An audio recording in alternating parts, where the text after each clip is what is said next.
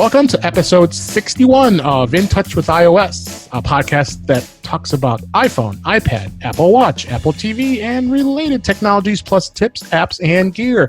I am your host, Dave Ginsburg, and my guest this week is Brian Gray. How you doing, Brian? I'm doing great. Thanks, Dave.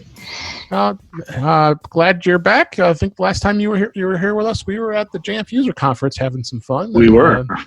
Not talking about iOS in some respects, but we're not talking about that again. So yeah, we won't go there.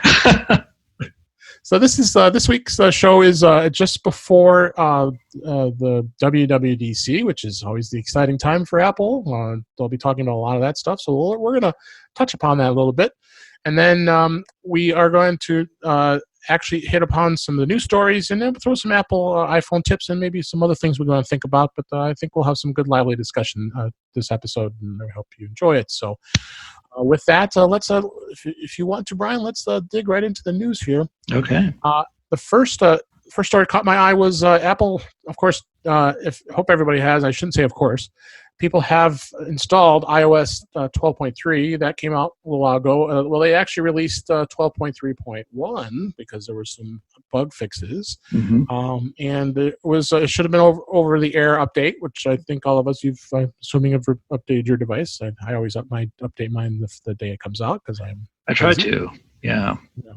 And according to Mac Rumors, they got the information from Apple's website, of course, is that it does address a handful of bugs that are related to the Messages app and the voice over LTE calls, that one of the fixes was it could prevent making or receiving of voice over LTE calls using the Wi-Fi, and fixing the issue in Messages that was causing messages from unknown senders to appear in your conversation list. Wow, that's terrific. Even though filtered unknown senders it was enabled. Wow. So glad that's fixed. Yeah.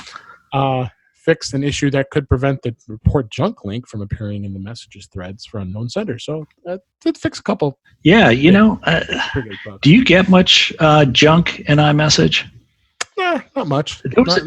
Not too much. There was a time early on when iMessage, like in the first couple of years, where I used to get stuff all the time, and I haven't gotten anything to my iMessage account in years.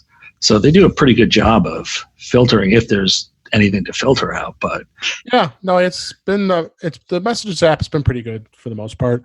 In fact, I just I don't do too much. You can do the messaging with businesses, and I was I reached out to Apple for some support. In fact, now see we do the show as we go here. I think. The thing I want to talk about this is family sharing, my experience with that, and that's I completely forgot about that. I think that's going to be a topic. We can talk about that because I know about that. Yeah. So I went and responded back to him because I had reached out to him, but all of a sudden I noticed I started getting emails. I'm like, why am I getting emails? Because I canceled that request and.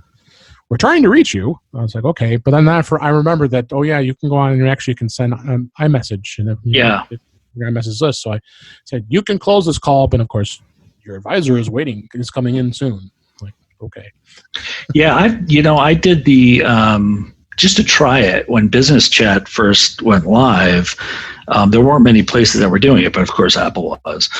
And I thought I would try it. And I think new iPads had just come out. So I decided to go on posing as somebody who was interested in buying a new iPad. Yeah. And it was a pretty good experience. I mean, I could have bought it right through iMessage and walked into the store and picked it up.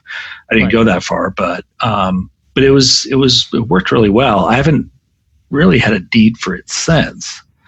No, I haven't either. I wonder how that's doing, if it's caught on at all, or the messaging. Yeah, it's hard to say. Don't usually hear too much about it as far as them talking about it. So, I think it's not really too bad of a thing here as far as that goes. So, it's really hard to say as far as if it's still being used or not. So we'll see how it goes. We'll definitely see how it goes, and then I would think it should continue to be used, I would think. Well, I think one of the things they Business Chat actually plugs into existing systems, that businesses already have. So I would think it's relatively maybe easy for a business to sign up. But honestly, it's good to have when you need it, but it's not something, I do very often. Yeah, for sure.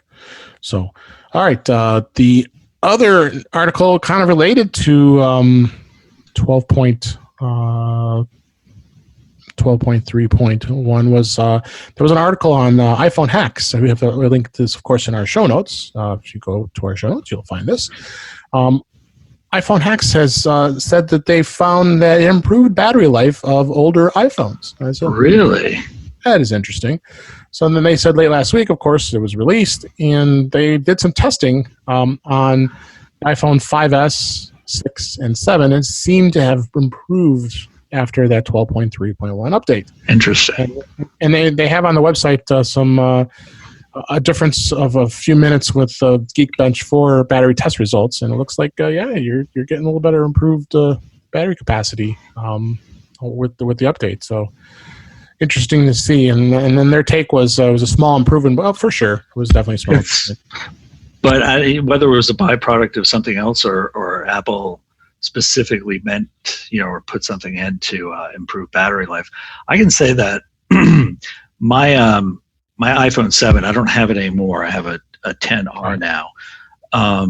Right. But my iPhone 7, after I got the battery replaced through the battery replacement program, the battery life was insane. It was so good.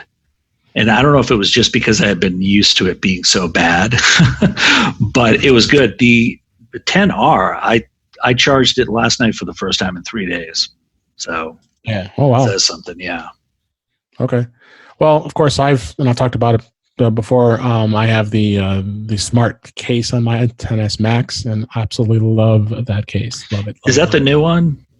Yeah, that's the one. Does it still have the hump? Oh, it still has the hump, but it does the hump. But it's not. You see it on the camera there. But you know what? I get if I'm not if I don't use it heavily, I will get 2 full days of battery.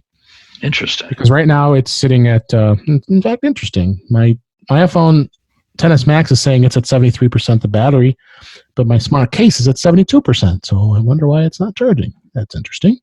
Because usually your iPhone is at 100%, and then the smart, so then everything runs off of the smart case. Yeah, kind of like the AirPods do. Yeah, so that's interesting. I might have to reseat the case. Yeah, I know a lot of they're pretty popular. I know at work a lot of people have either like Mophis or the smart case, and but I've never felt that I needed something like that. I can usually get the day.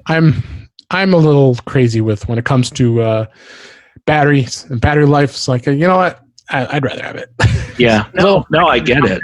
I'm carrying them out my Anchor, 20,000 milliamp brick battery with me in my pocket instead. So I'll take the case over the having carrying around that little thing, that big thing, I should say.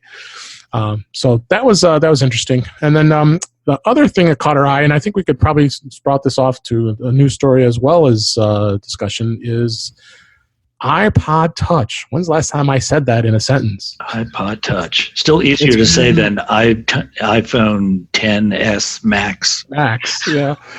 The iPod Touch had not been updated in 4 years. And then now Apple decided, let's update the iPod Touch. It's due.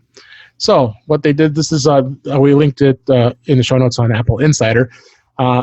Apple released a $199 iPod Touch with an A10 Fusion chip. Woohoo! Up to 256 gigabytes of storage. It's like iPhone 7. It got a little bit of refresh, but I don't know if it's a big refresh, honestly. Yeah, I looked through the specs and I didn't see anything that really jumped out at me. It's kind of the MacBook Air of iOS devices where, it's like they finally updated after 4 years and it's kind of...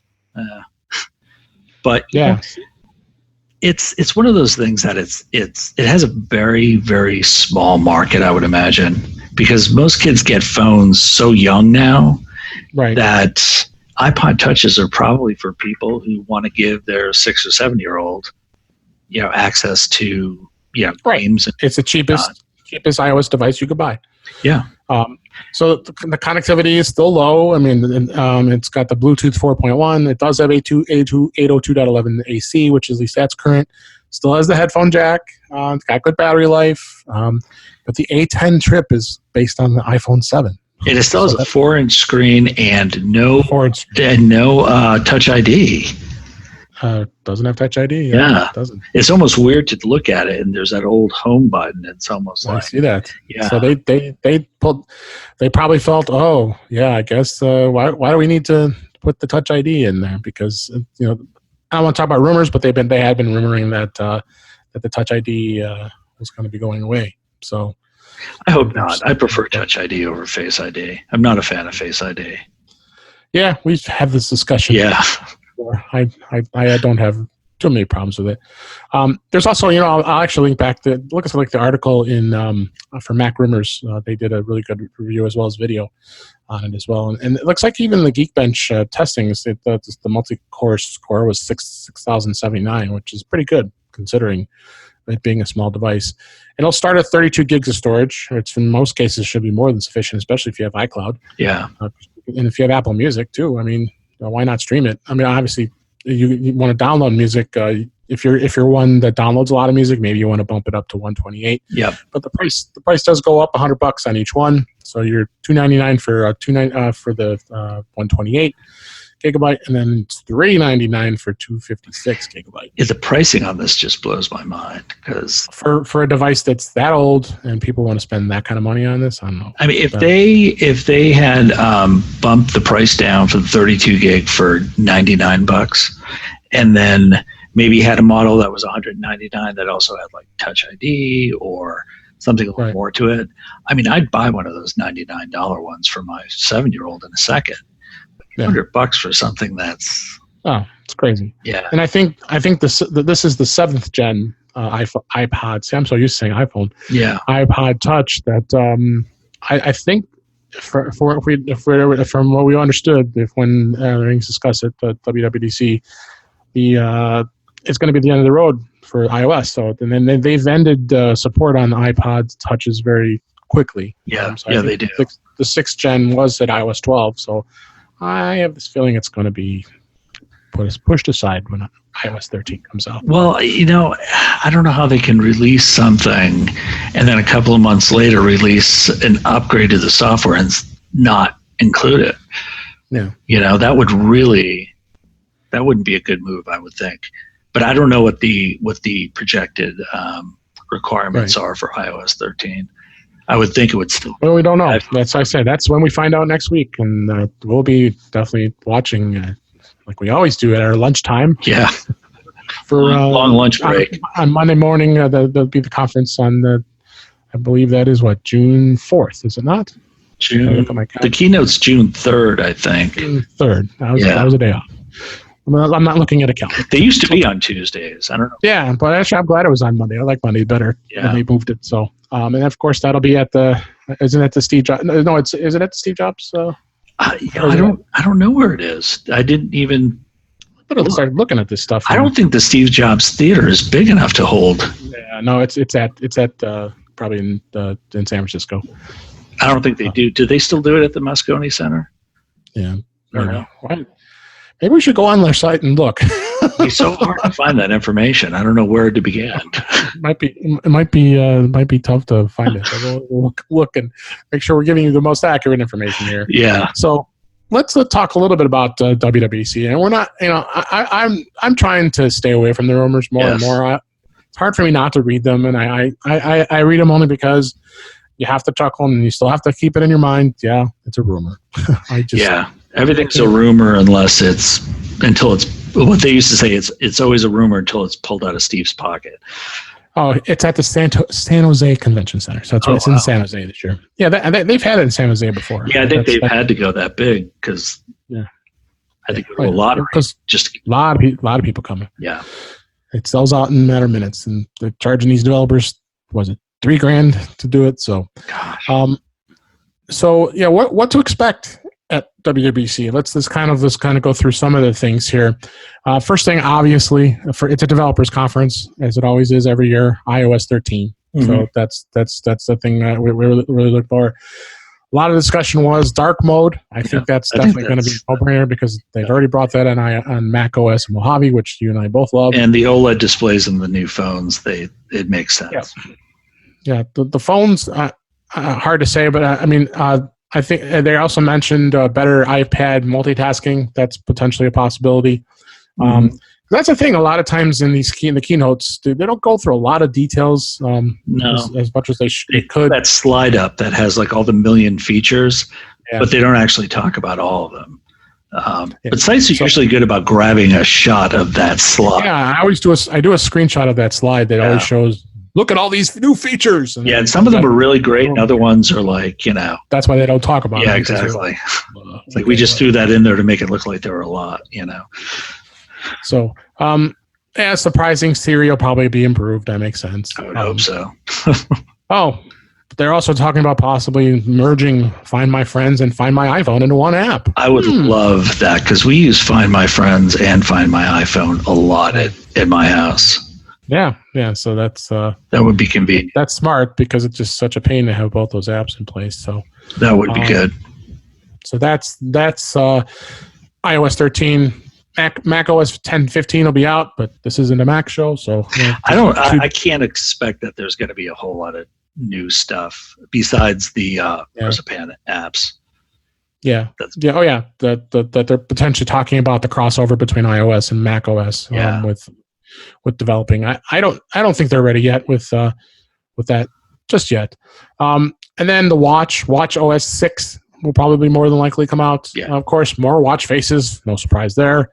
They'll actually possibly they would have the App Store on the watch. That's a possibility. Interesting. I haven't had that before.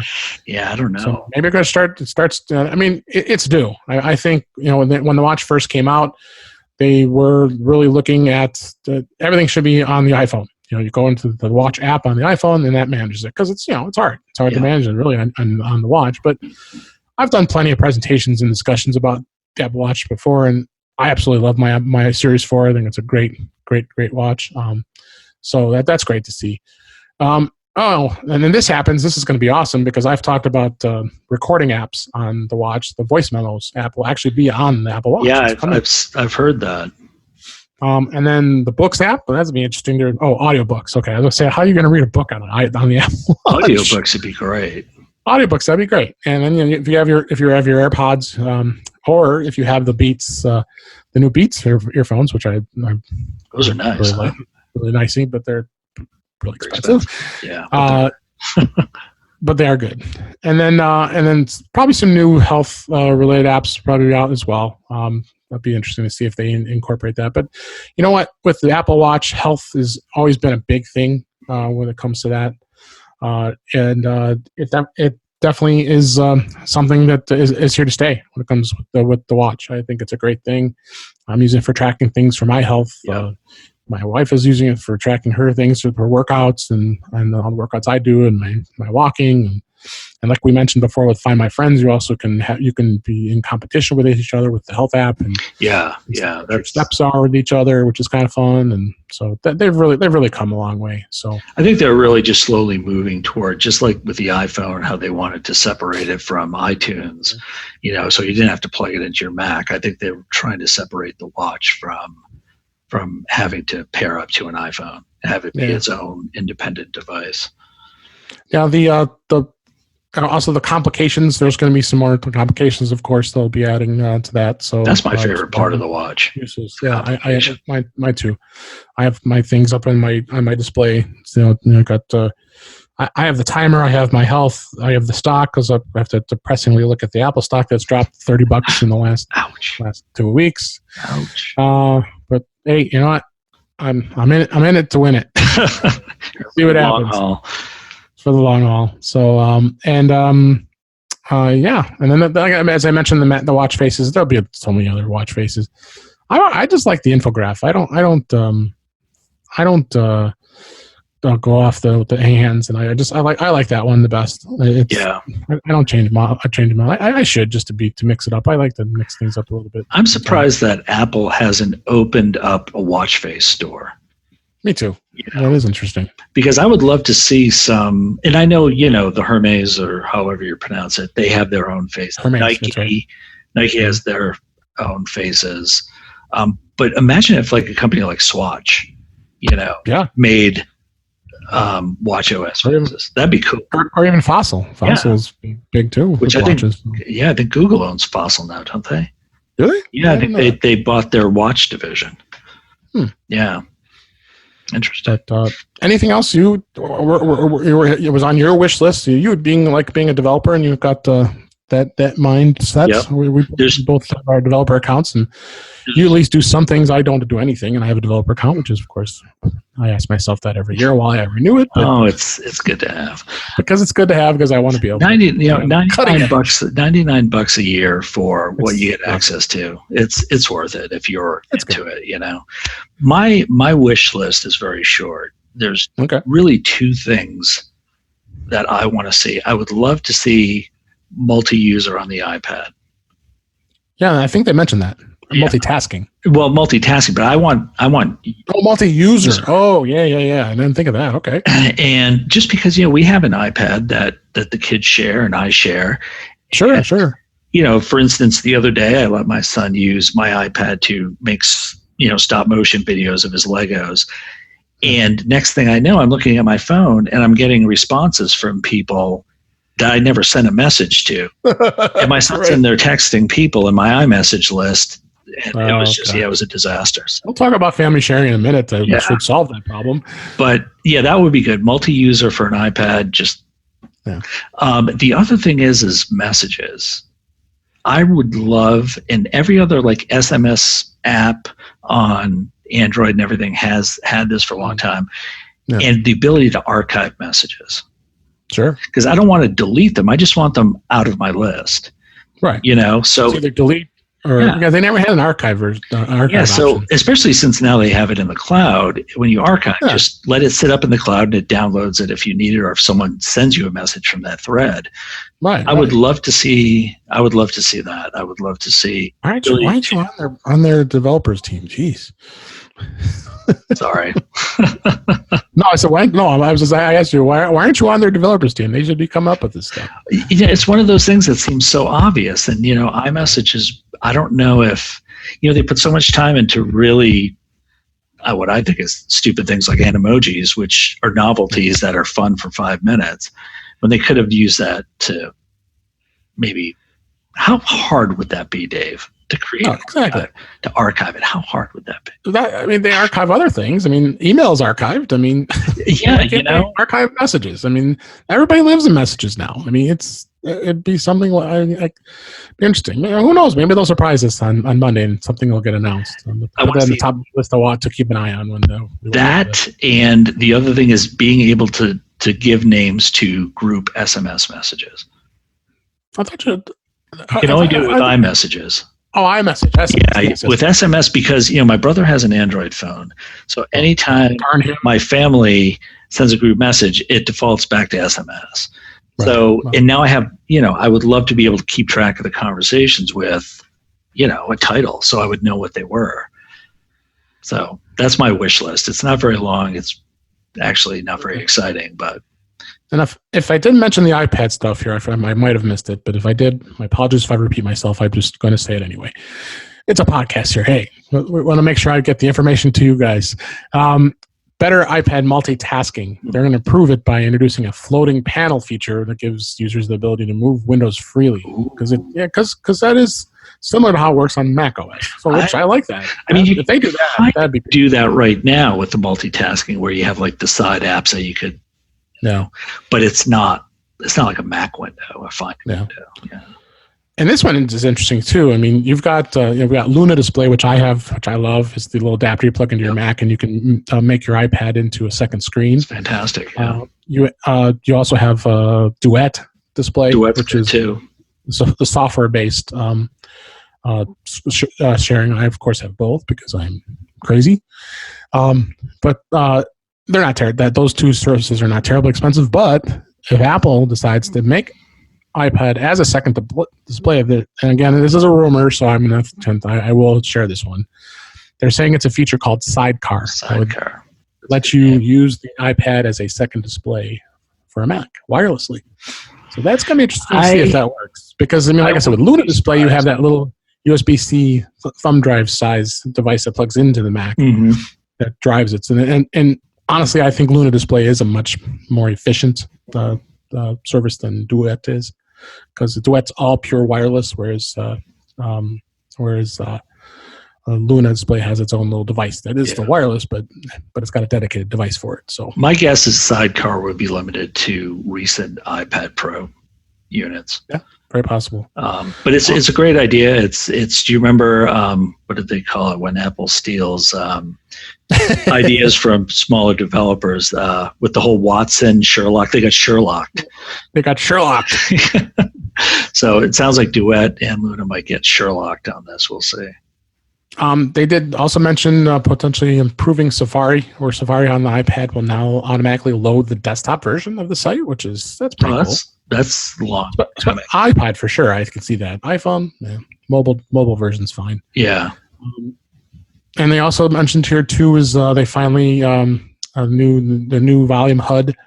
Finally, Apple's going to replace the annoying volume overlay with something that is less distracting. That's something I'm really looking forward to. That's the number one thing for me is the new volume HUD. Yeah, that's. I didn't think it was that important, but that's mentioned. This one's important. The new Reminders app. Yes. I'm hoping that happens. That they're rewriting it from the ground up. It's way overdue. Yeah, I use the Reminders app a lot for my own to-do list, and then I have my wife and I use the app Things to keep all our. It's a good app, actually. Oh, I love that app. It's beautiful. So we use that for our common stuff, but my own personal stuff, I've always used the Reminders app, and it works really well. So any additions to that would be great. Yeah. So anything else you got? I think we pretty much covered what we can. Next week's show we'll have a post WWDC, so you'll get to actually hear about what actually was talked about and released. So it's a shot in the dark if they do announce a new iPhone. I doubt it. Yeah. Generally, that's never happened in the Worldwide Developers Conference. I think Apple usually likes to save it for an event in September to talk about iPhone. I doubt any iPads will be coming out anytime soon. I think the iPad line has been pretty solid with the 6th gen just coming out not too long ago, and then you had the iPad Air that's come out, and the new Mini, which was great. Yeah. So I think the iPad line is solid right now. I think iPhone line is solid too. I mean, for now, the XS Max, the XS, and the XR are definitely definitely something that is good. I think the only piece of hardware that people are really going to be expecting to see is the new Mac Pro. And Apple might be in a little bit of trouble if they can't produce something. Just a sneak peek. Here's a short video of Johnny Ive talking about how great it is. But they need to say something. I think it's been too long. Yeah. Well, earlier this year, the services was the focus. Now we've got developers, and then we'll have more stuff going on later too. So, so I have I've just thought of something else I need to talk about too. It's hard to remember where you talk about it, but I'm going to talk about it here too. Is my family sharing experience, and then my experience helping family get new iPhones. That's going to be a good story coming up. That sounds like a sad story. So my first experience. Well, I've talked about this many times over the years, and I've talked about it on here, I believe, on the show here, about family sharing and about keeping your iCloud account separate. So for years, I've been an iPhone user since going back, just like you. You had the first iPhone, didn't you? I did, first day. Yes. So I did not have the first iPhone, but I had every iPhone after that.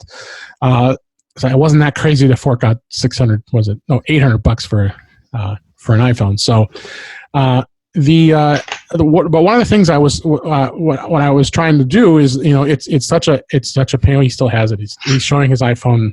It's my first gen iPhone, and that thing's like a paperweight now. Yeah, feels good though. Still, so my family, the family sharing. I was on board with the family sharing, but I avoided it. So really, what I did, and the reason why I bring back history, I had a purchasing account. I have a purchasing account, and I have one email account that's assigned to my purchasing account, and that purchasing account buys all my movies, all my apps. So it's all assigned to my iTunes account and my App Store account. So I've had that for years. So then, as you mentioned earlier about getting your messages on your iPad because it's sharing because you guys are using the same Apple ID for everything. And that's where it got really irritating. It's like, that's right, I'm done, that's it. So what I did was I created an iCloud account for myself, and I created an iCloud account for my wife. And so she had her contacts and all her information, her texts, everything was backed up on her iCloud account. Mm-hmm. And then my iCloud account was set for my stuff. And then, but of course I was crazy because I was always afraid to mess around with family sharing when family sharing came out, because what happens is I worry that something's going to happen. So I didn't want to do it. So she had her own iCloud space, and I had my own iCloud space. So and then after a while, just recently, within the last week, this happened a couple weeks ago, probably a week ago, actually, think about it. I decided that, why am I spending all this money on the extra storage for iCloud? Isn't that silly? Mm-hmm. So what I decided, all right, let's take the dive. Let's see what happens, and let's put it in family sharing. So that's what I did. So your iCloud storage, you've shared it. So my iCloud storage is on my iCloud account, not on not my purchasing account. Oh, okay. So that's the problem. So I was paying for my services on my iCloud account for just iCloud, but not for purchases. So I would be signed into two IDs in order to get access to it. So what do you do? Okay, well, I made my iCloud account as the primary. And then what I did was I put my purchasing account as a family member. So that account's a family member now, of course, and now I can share all the apps with being signed in just to that. And then I add my wife to the family sharing. So now she has access to the iCloud storage. I had the 200 gig plan. She had the 50 gig plan. Mm-hmm. So if you do that, then the other plan goes away. And that's what happened, which is great. But of course, like you, I have a .Mac account. I want my Mac.com account to be the primary because that's the baby. It has, I made that comment when I was at the Apple Store. It's a status symbol. You got to have that. And in fact, I should just start using it more and get rid of my Gmail account because that's Mac.com. It's hey, yeah, it's hot. Yeah. I mean, it all leads up to iCloud.com anyway. But of course, the dreaded iTools. Oh, me. I've got that too. We got all three of those. Yeah, I've got all of them. My wife does too. Yeah. So I'm thinking to myself, well, I want it to be on my purchasing account because why do I have to pay twice here? And plus, I put a lot of store credit on my app account because I don't want to have to. That's a good way to, because you buy those cheap iTunes cards for you get $100 for $80. Yeah. So try to contact Apple. Forget it. There's no way you're going to be able to do it. No. You can't merge it. So I just, I gave up. I just put some iTunes credit on the iCloud account, and that's covered for the iCloud for a while because it's it's $2.99 a month for the 200 gig plan, mm-hmm. which is more than enough for both of us, me and the wife. And then the purchasing account lives along with it being a family member. So that was my story. There you go. It's funny you mentioned the Mac.com because I realized that in January my Mac.com email address is going to be 20 years old. Yeah, well, mine's up there too. It's got to be close. Because it was the day that Steve Jobs announced iTools. Wow. And iDisk was a 10 megabytes. Like there was the Mobile Me and the .Mac. Yeah, then it went to Mobile or .Mac, and then it went to Mobile Me, and then it went to iCloud, and but it's all the same. I've got about 20 years of emails and all that other stuff in there. So really in closing about that story is I wanted to share that with the audience. Using the family sharing account is smart, but I definitely highly recommend that you still keep separate iCloud accounts for each of your family members with their own Apple IDs. Yeah, we just keep your primary should be your purchasing account, and your family members should lead up into that account, Yeah. and then each person has their own Apple ID. I have a confession to make that we all have separate iCloud accounts. Apple IDs too. Apple IDs, yeah. And I actually, for my two youngest kids, because my oldest he's out on his own, but my two youngest kids, when they were born, I created Apple IDs for them. So they've actually had their Apple IDs for a long time. Yeah. So there you go. It's kind of like one. So it's good to have. No one mingles their stuff. I'm the master on our family plan. Like my account is the master, and then my wife is on it, and then the two kids are on it. So yeah, I mean, and that's how it should be. Screen time's really, really good for that because I can actually really monitor what's on my son. Well, yeah, because you have young kids. Yeah. That you want to be able to monitor that stuff. Me, no kids, so I don't have to do those things. So, it was something. Definitely, it was a good experience and a bad experience, but a good experience. I'm glad I did it, and it's over with. Now I'm not paying for extra iCloud storage anymore. There you go. And we're covered, and we're good. And people spend the money on iCloud storage. It's worth it. Oh, I'm tired of having that conversation. All the time. I want my pictures. I'm like, okay, if you want your pictures, 5.99 cents a month, please. And then, granted, I'm never thrilled. Apple should be giving away 50 gigs, but that's just me. Even if it was 15, even if it's 15 or 20. I mean, Google gives away 15 gigs right off the bat for Gmail accounts. I mean, why? I mean, at least that much. I mean, you'd think they were doing it, but the 200 gig plan, I think, is a good sweet spot. They're making so much money off those 50 gig plans. I mean, everybody does. I mean, Microsoft does with OneDrive. Mm-hmm. I mean, Dropbox making big money on their storage. Yeah. Box and that. I mean, it's like a service. It's like the Apple's doing with all the other stuff with their services. This is how they're making up for dwindling iPhone sales. Yeah. Pure saturation. They've got to go the services route. Yep, and makes total sense. It does. So next discussion I wanted to do as a topic, upgrading your iPhones. Family members. We love family members, don't we? And we love helping them because we are the tech support for family, aren't we? We are. I'm sure you want are. Them to have iPhones because you want them to have iMessage. So that too. That's that is very important. Well, my family, father, mom, and sister, they decide, hey, we're due to do an upgrade to our phones, and I'm also fed up with AT&T, which I've said on the show many times, and I was very happy when I switched to T-Mobile. I've been very happy with T-Mobile. In fact, with T-Mobile, I just turned 1 year in June. I'll be with T-Mobile 1 year, and they made me put a deposit on one of the phones. And I asked early. I said, "Hey, can you guys give me that money back? Because it's I shouldn't have that deposit. I have great credit." So because we have 7 phones on our account, so they gave it back. I got my $250 back, and I'm happy. And all the other perks that T-Mobile gives that I've talked about before, Netflix and did you hear though that they're changing the plans? They're going to call it Magenta, and that this isn't a rumor. This is true. I think it's in July, and our free Netflix accounts are going to drop down to standard definition.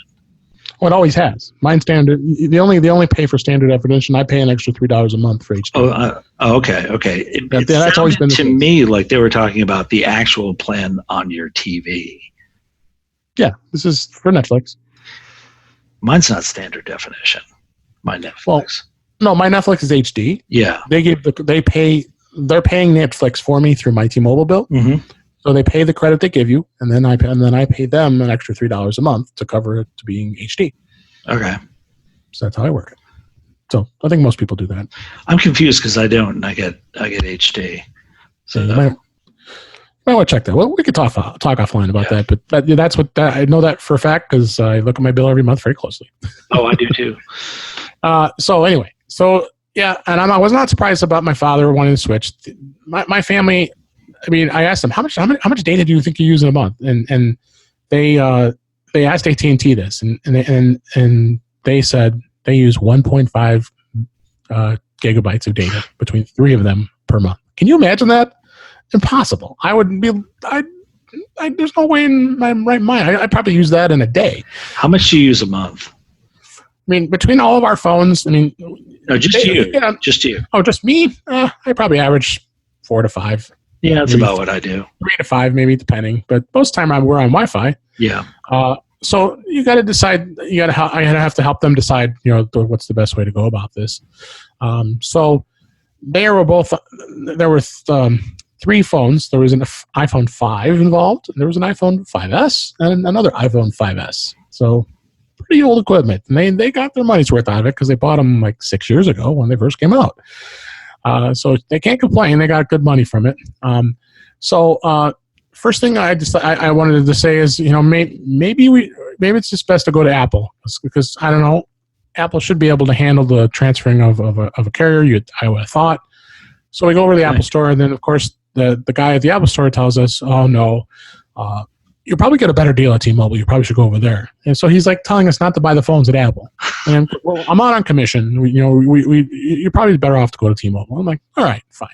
And then I started thinking about it. I said, okay, maybe it is a better idea to deal with the carrier because they can handle all the logistics of getting the phone numbers ported over and all that stuff. So we go over there, and then we look, and I start looking at the phones. And of course, all the carriers. Let's face it, they all stink. Yeah, they want you to buy their service plan. Oh yeah, it's only $3 a month for their service plan, and yeah, we take care of accidental breakage and all this other stuff. Sure. And I say to the guy, why would I want to do that when I just spend the cost of Apple Care, and Apple Care will cover it. Yeah, and I'm not going to worry about losing the phone or getting stolen. I mean, that's the risk you take. Yeah. I don't want to pay for your service. So I finally, after a while, he's going on and on about it. I'm like, you know what? Here's what I want to do. Why don't you get us SIM cards? I want you to port all 3 phone numbers over, give us the SIM cards, and then we'll go back over to Apple. We'll just buy the phones there. Because it's always a better experience at the Apple Store as it is anyway, because they'll help set up the phone, and you're dealing with somebody that works for Apple, and they're very good at that stuff, usually. So it was kind of strange. So I said to my family, I said, okay, family, you're going to have to, your phone will be dead for a little while because, of course, I didn't want to be futzing around with their phones because, of course, all 3 of their phones are still locked to AT&T. So I am not going to spend time. And I don't think I've already hit a sore subject with you with your iPad. No, so yeah, don't even go there. So I said, you know what, family, just leave them locked and let's just deal with it and don't even bother. And let's just go to Apple. We'll take the cards, get the account set up. Of course, I got a nice $50 finder's fee because they give money for transferring, helping you recommending a friend or family. Do they really? I didn't know that. Yeah. So hopefully my $50 gift card will be coming soon here, my Visa gift card. So we go back over to Apple, and of course, at the Apple Store, it's a great experience, and I expect it to be. We got a really good gal there, and she was really, really patient working with us because my family, they don't know anything in technology, and I had to help them get everything straightened over and get everything backed up, and none of them had iCloud. So I said, Dad, just get a 200 gig plan. You're paying $3 a month. All 3 of you will be on it. And you'll be fine. Now all your photos, everything are backed up, and then we can just restore everything. It'll be just a piece of cake. And of course, none of them had anything on it. So we ran the backup for the first time. Everything backed up in like 5 seconds. Yeah. So, yep. Including all the settings on their phone. So I said, okay, guys, all you need is the 10R. That's all you need. Don't waste your time. The 10R is a perfectly good phone for you guys. You barely use the thing, and no reason to go. What colors do you want? My mom, black. My sister, black, and they all, they live together. So, all right. So neither one of you are going to know which phone's which. So, okay, fine. Then my dad, he decides, I want the 10S. That's good. I know they don't listen, so I can give these details. And I said, Dad, what do you need the 10S for? Really? I mean, okay, it's your money. You want to do it? That's fine. So he got the 10S, and like, okay, that's fine. So of course, the setup process is awesome. You take the old phone, put it next to the new phone, it automatically sees it. Yeah. Transfers all the settings over. You just put your passwords in. Bada boom, you're done. So the whole process was great. And at first, Apple was like, I don't know if we can do this because those SIM cards weren't purchased here. I don't know if we can do this. I'm like, what are you kidding me? What? Give me a break. So they were able to figure it out, and they finally put the SIMs in, and then it worked. So the SIMs were already activated. So I mean, just the phones were unlocked, and and that's the other thing too. If you would have bought the phones from T-Mobile, the phones would be locked. Yeah. So that was one of the good things as well. So anyway, long story short, everything worked out great. They're very happy. They've got nice fast phones now because those 5S phones were brutal. The battery life brutal. Yeah. And anything you want to add on that? I mean, with any of your experiences with that kind of stuff? No, upgrading your phone is kind of it's one of the easiest things to do. I think I upgraded from a 7 to a 10R. Yep. Earlier this year, and I was in and out of there. It was a pretty good experience. It really is, and I think Apple's made it pretty flawless when it comes to stuff. I was very impressed with how the whole process went. And if you do the iPhone upgrade program, it's even easier. And that's what he did. Yeah. And all three other phones are on the iPhone app we were playing. My plan's ready in September, so I've got it timed perfectly. Yeah, there you go. So I can go trade mine in and be ready to get the next phone, and everybody shakes their head, and why do you do that every year? I'm just curious to know, the wife's phone her phone should be paid off. She has the iPhone 8 Plus after 24 months. Do they still let you trade it in? I would think. Yeah. So, but the other thing I mentioned, I said, well, why don't you just trade in those the 5 and 5S, and they'll just recycle for you. They gave them $35 for each phone. Yeah. For an iPhone 5S, a phone that's 6 years old. So my dad should have been happy. He just got back another, almost $100. Yeah. Incredible. Yeah, I'm trying to think when I upgraded my son's 5S. Of course, this was probably about a year and a half, maybe even 2 years ago. I think they gave me like $100 or something for it. So yeah, it's definitely worth it to trade it in. So all right. So you got two great stories from me today. There you go. Of my experiences. You hopefully they do find some value, and Brian, thank you for all your input with that as well. Moving on, there's a couple tips I threw in our notes here, Brian, and then I figured you know how to do both of these. You see it in our notes. The first one is how to make a bookmark folder in Safari on the iPhone or iPad. You know how to do that? God, I do, but it's probably been so long since I've done it because they usually just sync from my Mac. But I know there are a lot of people who don't have Macs and they just have iPads and that's their computer. So it would be good for them to know that. It would. And I've actually sent you a link there. I've got the link up, of course, to see that. And the way you do it is actually you go on the bookmarks page, and then you tap edit, and then you tap a new folder to create a new Safari bookmark folder. So then now under bookmarks, you will see that it now has a folder, like let's say you want to have you have like recipes that you want to have bookmarks for, specifics that you look up for. Let's say you're cooking, you want to be able to get to them very quickly under a folder instead of having to navigate through all your list of bookmarks. And you're right, bookmarks do sync with your Mac as well through Safari, so that does help. But this is a nice way to being able to do this, and you can edit the folder and name it whatever you'd like, and go through and. It's very easy, and it works both on iPhone and iPad.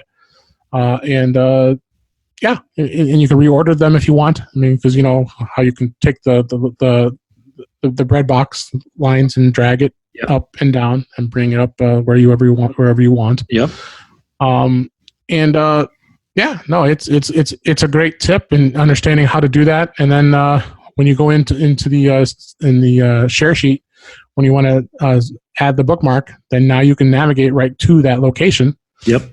And add that right into the folder. Very simple, very easy. This one you should know. The second one we had here. If you could see that one. Oh, yes. I think you can. Do you think you can handle that one? I'll let you. I don't know. That's tough stuff. I mean, I think to organize. It's organizing your home screen. How to move apps and make folders. Sorry, I put you on the spot here. I'm challenging you on some iPhone tips here. Now, I guess it does it depend on the model you have now? Does Touch ID? No. No, it shouldn't. Well, I mean, I guess if it has Touch ID, it gets a little trickier. Force Touch, whatever, the Touch 3D, or what do they call it? It's a 3D Touch. 3D Touch, that's what it is. Sorry.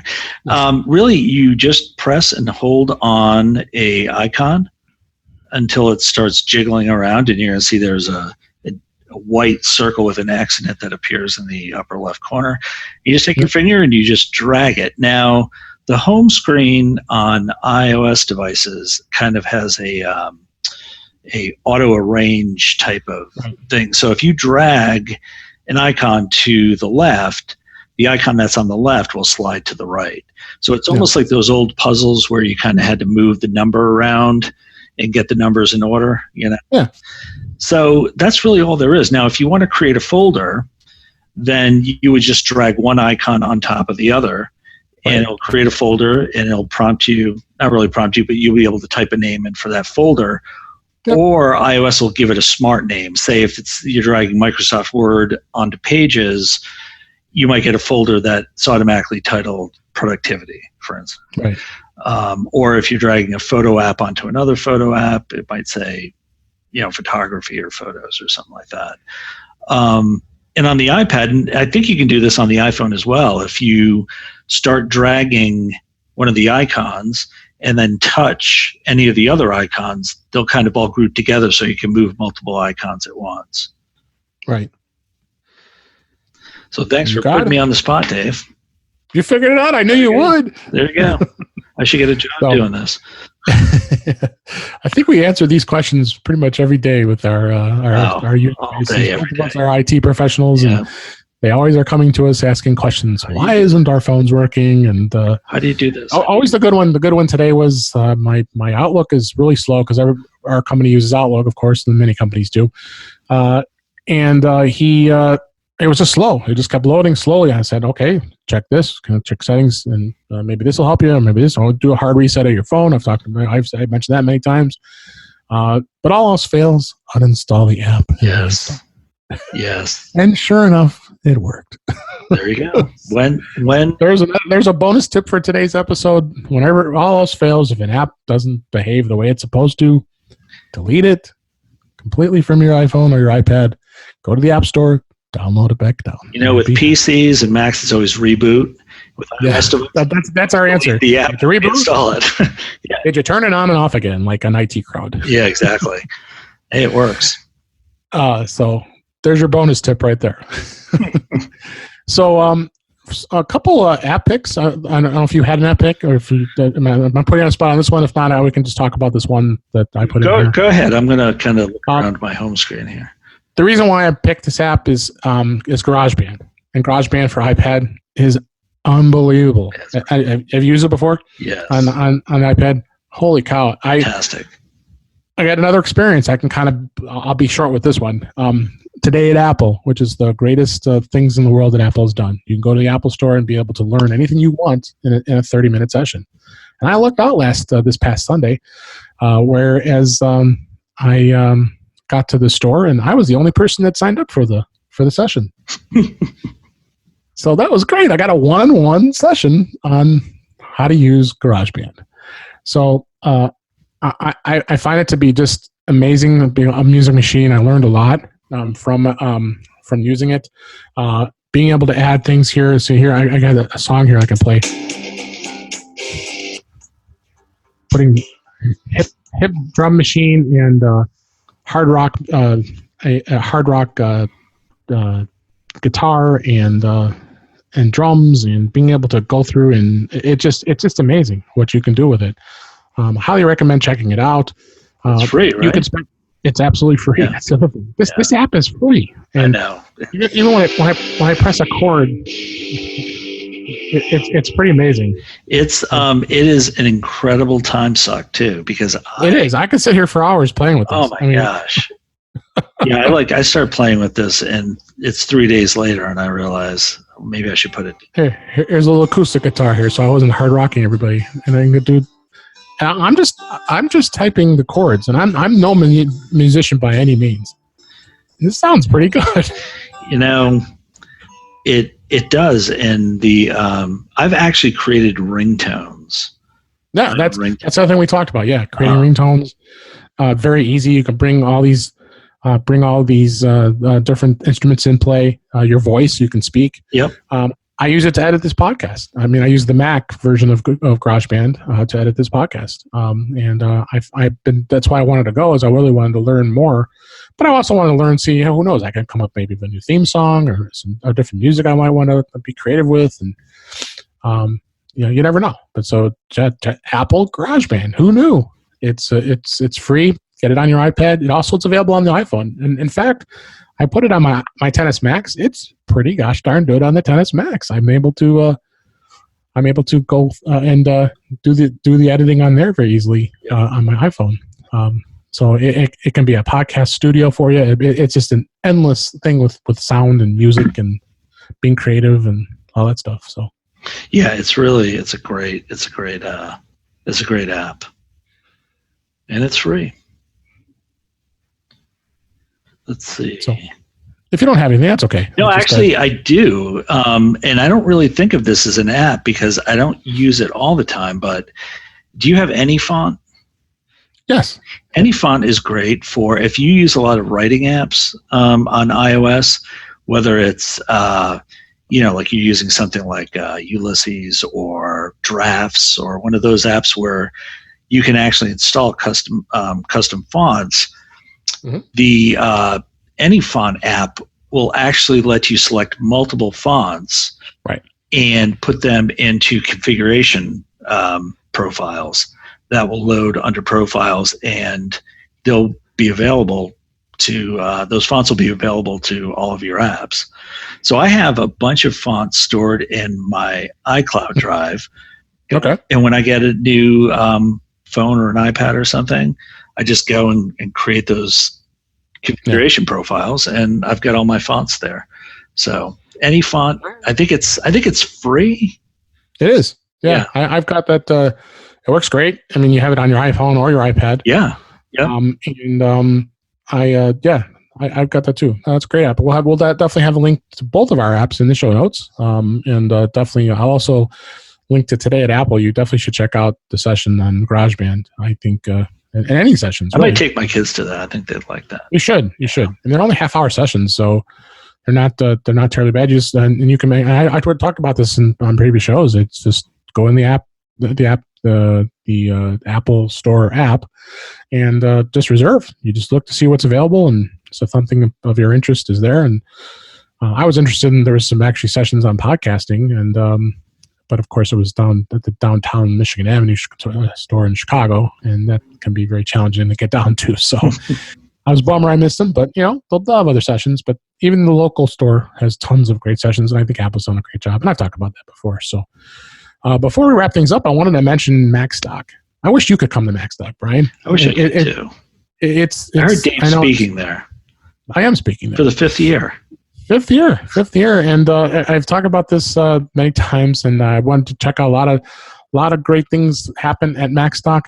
We've got all kinds of great speakers, including myself, Allison Sheridan, Chuck Joyner, Mike Schmitz, talking about everything there is to do with Apple and iPhone, iOS.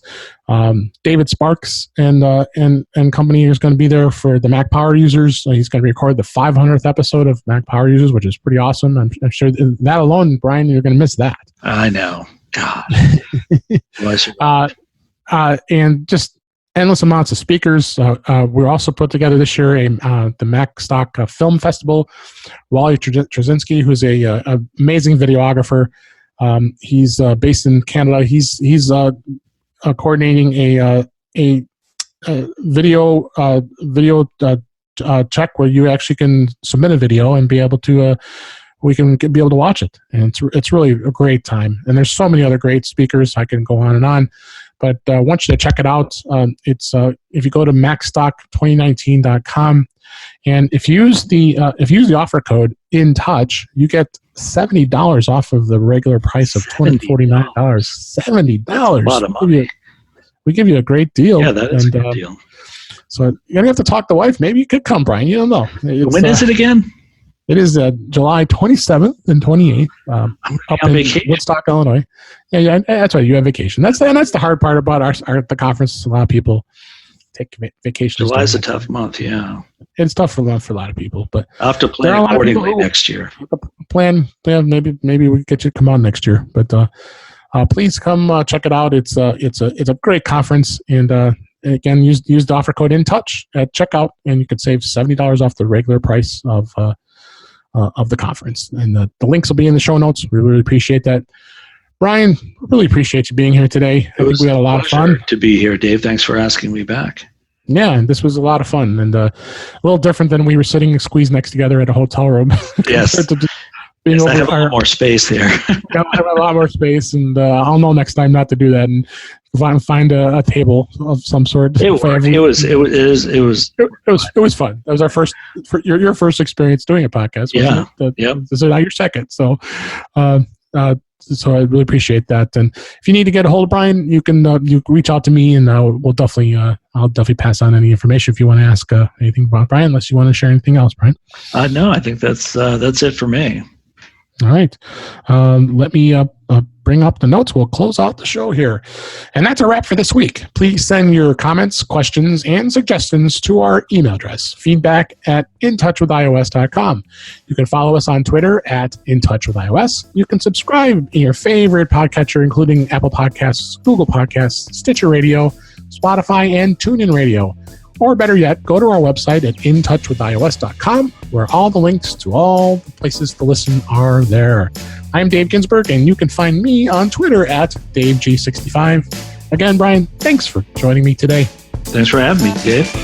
And thanks for listening, and we'll talk to you soon.